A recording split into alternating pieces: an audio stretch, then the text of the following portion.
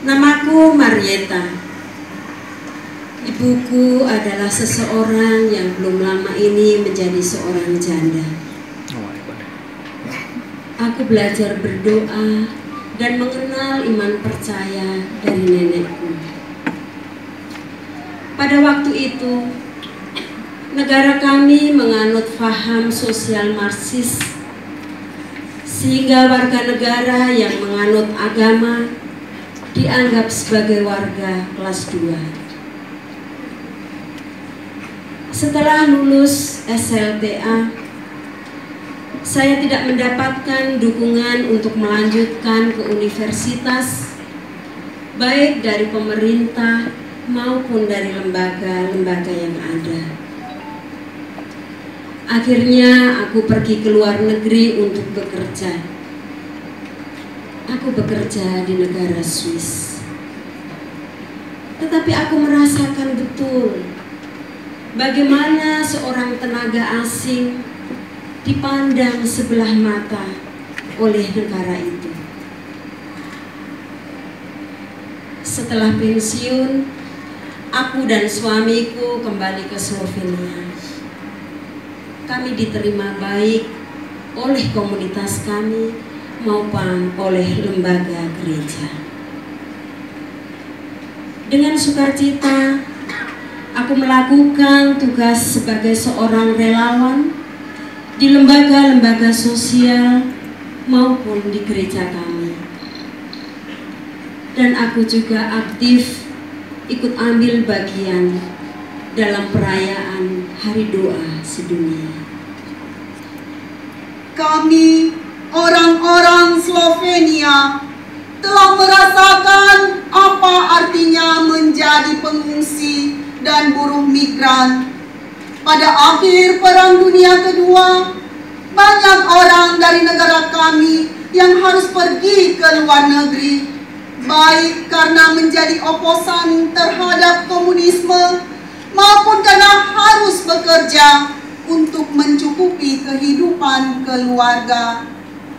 Kami harus mengakui bahwa sekarang kami cenderung melupakan pengalaman ini, terutama ketika berhadapan dengan orang-orang yang juga menjadi pengungsi, yang harus meninggalkan tempat asal mereka untuk mencari kehidupan. Stabil setelah kemerdekaan Slovenia pada tahun 1991.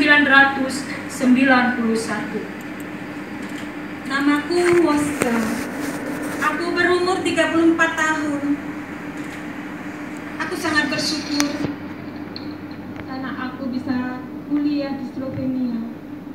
Karena di Slovenia biaya sangat murah. Kami tidak terbebani untuk biaya di Slovenia.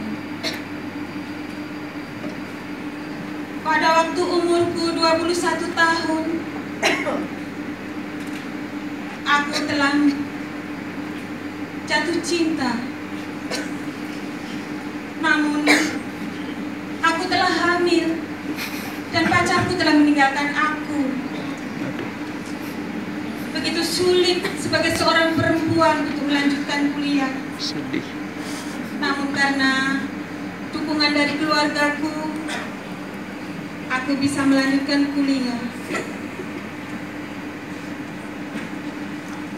Dan aku dapat menyelesaikan studi kuliahku hingga akhir. Dan aku memperoleh tingkat yang terbaik di kelas kami. Lalu aku membesarkan anakku, dan aku memiliki seorang anak kedua dari suamiku. Suamiku telah menerima anakku pertama sebagai anaknya sendiri. Aku adalah seorang peneliti dari lembaga penelitian. Aku sangat berharap di dalam pembagian kerja di rumah tangga harus seimbang. Karena perempuan tidak harus menanggung sendirian. Perempuan sangat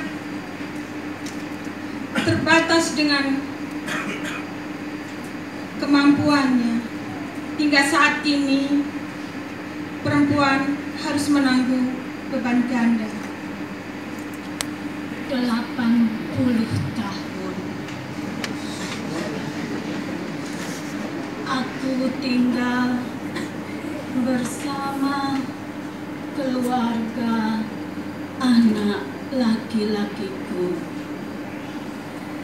Anak dan menantuku tidak punya pekerjaan atau pengangguran. Kami hidup dari gaji pensiun yang aku dapat dari pabrik tempatku bekerja dulu. Makanan sehari-hari kami berasal dari kebun kecil kami. Sebaliknya, dengan tetangga kami, ia tinggal seorang diri di sebuah rumah yang besar dengan ladang yang tidak dapat ia kelola. Anak-anaknya pindah ke kota